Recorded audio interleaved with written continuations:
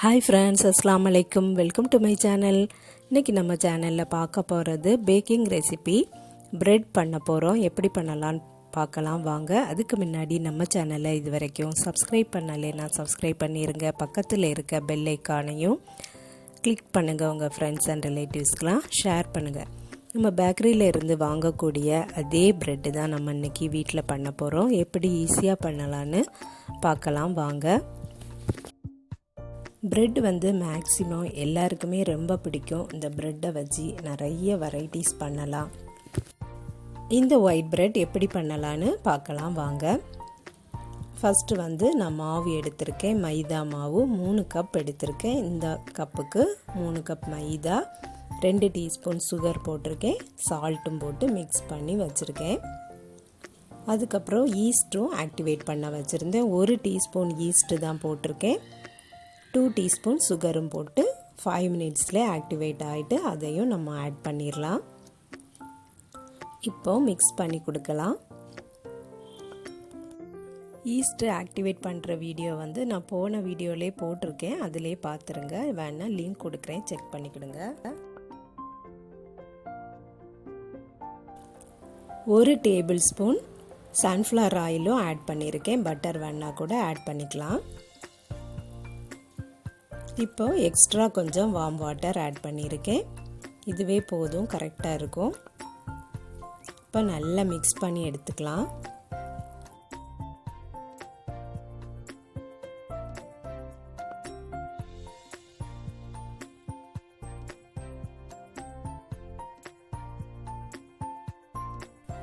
Counter டாப்பில் போட்டு நல்லா மிக்ஸ் பண்ணி எடுத்துக்கலாம். இந்த மாவு லூஸாக தான் இருக்கணும். அப்போ தான் நமக்கு ப்ரெட் சாஃப்டாக கிடைக்கும்.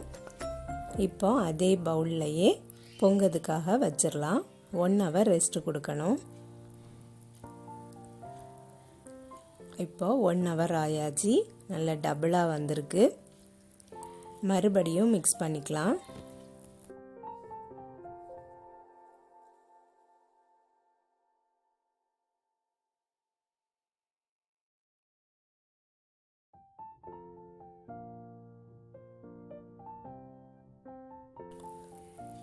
மாவு நல்லா ரெடி ஆயிட்டு இப்போ பரத்தி எடுத்துக்கலாம். நான் வச்சிருக்க பிரெட் பேன் கொஞ்சம் பிக் சைஸ், அதனால தான் நான் 3 கப் ஆட் பண்ணியிருக்கேன்.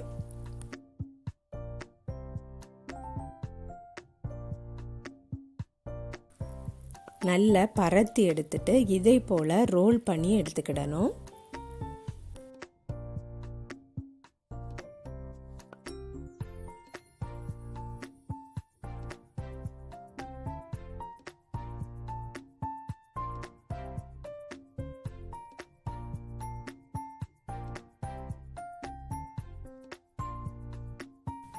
பேட்டர் லூஸாக இருக்கிறதுனால கொஞ்சம் ஒட்டும். நம்ம கையில் ஆயிலோ இல்லைன்னா மாவோ அப்ளை பண்ணிக்கிடணும்.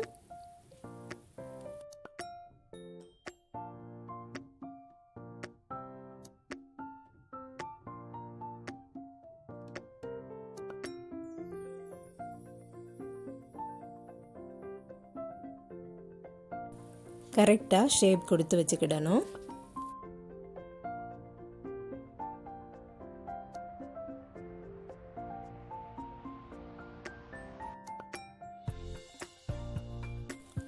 பேனில் ஆயில் அப்ளை பண்ணியிருக்கேன்.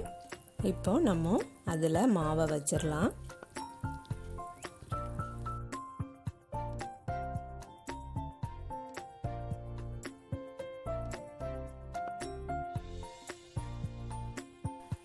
மறுபடியும் ஒரு 1/2 ஹவர் ரெஸ்ட் கொடுக்கலாம். 1/2 ஹவர் ஆயாச்சு. ஓப்பன் பண்ணிடலாம். நல்லா பொங்கி வந்திருக்கு. இப்போ நம்ம ஓவனில் வச்சிடலாம். 180 டிகிரி செல்சியஸில் 15 மினிட்ஸ்லேயே இந்த ப்ரெட் ரெடி ஆயிரும்.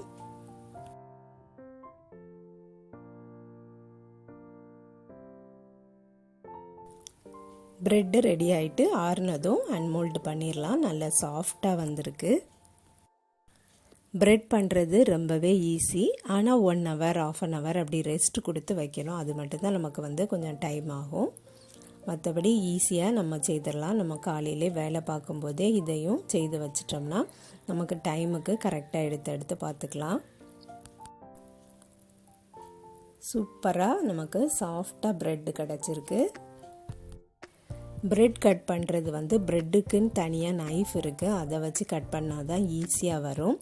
நம்மள்ட்ட அந்த மாதிரி நைஃப் இல்லாததுனால இந்த சாதா நைஃப் வச்சு கட் பண்ணும்போது கொஞ்சம் சிரமமாக தான் இருக்கும். ஏன்னா ப்ரெட்டு ரொம்ப சாஃப்டாக இருக்கும். அந்த சாஃப்டானதில் நம்ம கட் பண்ணும்போது ஒழுங்காக கட் பண்ண முடியாது.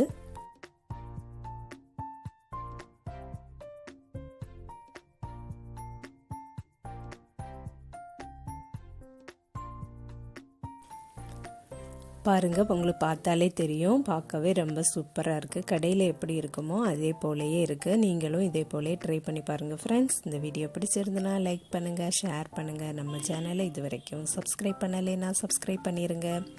நெக்ஸ்ட் வீடியோவில் வேறு ஒரு ரெசிபியில் சந்திக்கிறேன். அஸ்ஸலாமு அலைக்கும்.